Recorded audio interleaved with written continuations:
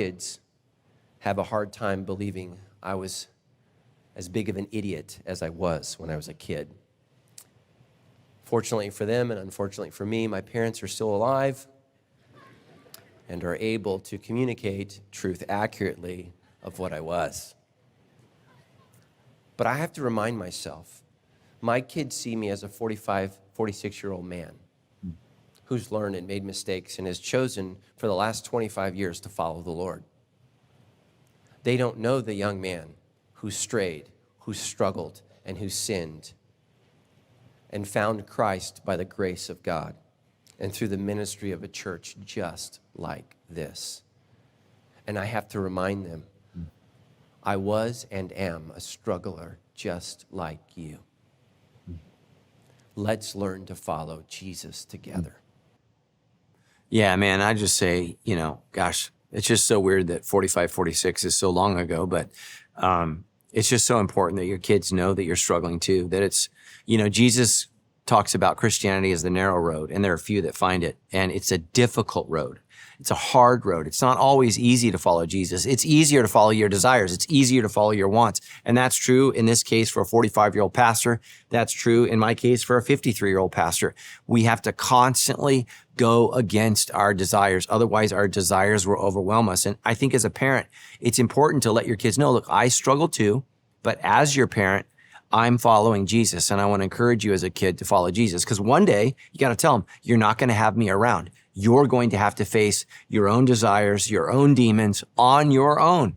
And we want to prepare you for that now, because it's hard to be an adult and it's hard to follow Jesus when you can do whatever you want, right? What do kids say? When I'm grown, I'm going to do whatever I want. Well, that might be the worst thing. That could be the very worst thing in your life, to do whatever you want.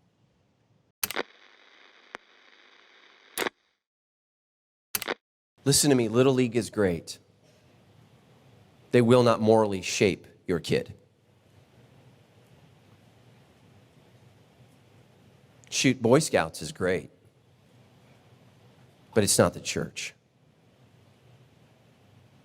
Girl Scouts teaches a lot of things, man. I can't say no. I can't even eat any of the cookies. I'm allergic to every ingredient in every box, and I still buy them because it's impossible to say no.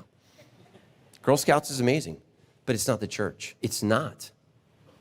It's not. Bring them to Jesus. Bring them to Jesus. Listen to me, parents. There's going to be a moment where you regret you didn't. Because here's the thing. Jesus can speak to your child even when you can't. Jesus can reach your kid when you can't. Jesus has power when you don't. I think the thing that, the Bible says, raise a child up in the way that they should go, and when they are old, they will not depart from it. Remember, parents, that's a proverb, not a promise. So a proverb is things that are usually true. A promise from God is something that's always true. So a lot of parents get tripped up. They're like, wait a minute, I raised my kid in church and they walked away. There's a higher chance that they follow God if you raise them in the church. And so here's what I'm grateful for my parents. They raised me in the church, and when my life broke down, I knew I could find Jesus in the church. I knew that. And I ran straight back to Harvest Church. I listened to Pastor Greg Glory preach, and I gave my life to Jesus. But I knew where to go to get help when I was lost. And a lot of kids nowadays, they don't know where to go. And so they're turning to the internet. They're turning to some guru. They're turning to some personality they follow on social internet who's as lost as they are. And this is why everything is an absolute mess. So teach them to turn to Jesus. There is no one like Jesus. No one, no teacher, no person. There is nothing like him on earth, because he is God's one and only Son. And so if we can get them to Jesus, and not the Jesus they make up in their mind, but the real Jesus, he can help them and change their life. So raise your kids to turn to Jesus when they're afraid, when they're scared. Don't run from him, but learn to run to him.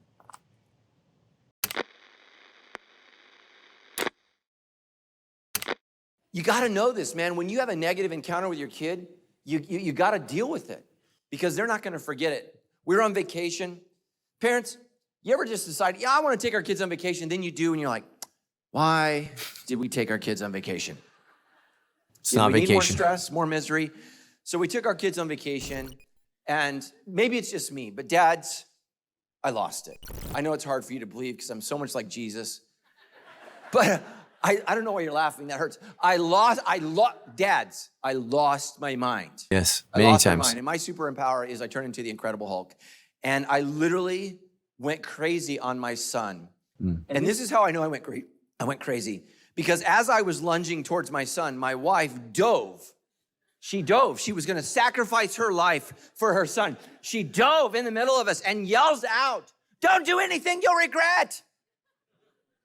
And I said, "I will not regret anything I am about to do." It was so bad.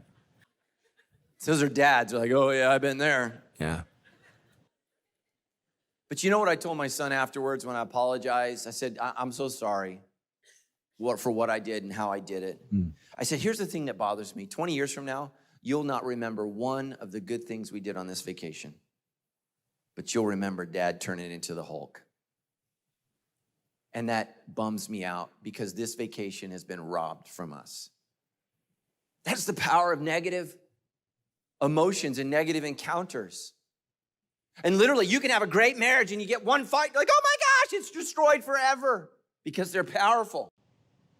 Yeah, man. Oh my gosh. First of all, my hair looks amazing on that outfit. I love that outfit. There have been some outfits on these clips that have been really embarrassing, but love that outfit. Yeah, I remember that trip. And my son, this is, I don't know, probably 8 years ago. My son still remembers that trip where Dad turned into the Incredible Hulk and lost it momentarily. What my kid did was wrong, but what I did was more wrong. And what I would say to parents is don't discipline when you're angry. Wait until you're not angry and then discipline. You got to discipline, but you cannot be angry when you discipline because then that's sin. So go take a moment, catch yourself. And so why don't we discipline when we're angry? Because it's hard. It's hard to discipline your kids when all you feel is how much you love them. But that's exactly when you should discipline them. Don't do it when you're angry because it really, really leaves an impression. And, my son will be 80, 85 years old if God lets him live that long. And he'll still remember that moment in Hawaii. And that's where it was, where Dad lost it. And so go to him, apologize, own it, own what you did. It doesn't make what they did okay. It doesn't make what they did go away. But you have to say, look, Dad blew it, Mom blew it, I blew it. And please, please forgive me. One of the most powerful moments in my childhood is when my dad apologized to me. We were going to church and he just said, look, I can't go to church and worship God until we get this right. And he said, I'm sorry for what I did. And man, I remember that. It was very, very powerful. And my dad was real with me and it was a beautiful thing. And I'm grateful. I'm grateful that my dad taught me how to apologize and how to say, I'm sorry. Listen to what the Bible says. Hot-tempered people. If you're raising children with a temper, okay, this includes every 2-year-old who's ever lived. Hot-tempered people must pay the penalty. If you rescue them once, you will have to do it what?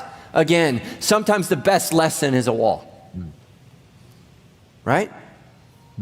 Sometimes the best lesson is a wall. Your job as a parent is to help to teach your child there are consequences for anger. Anybody ever see a 2-year-old flip out? It's like watching the devil. It's amazing.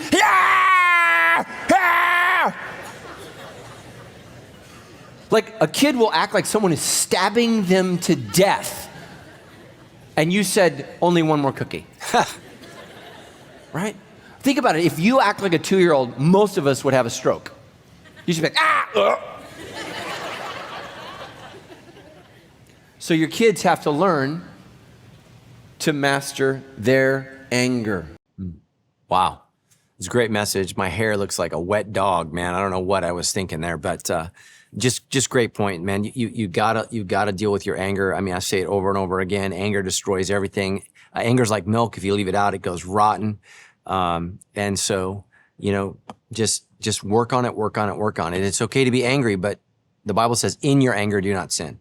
So I get angry, I get frustrated, but in my anger, I can't sin, and I just can't sin. So thank you, Sandals Church, for putting up with me with all these hairdos. Good Lord.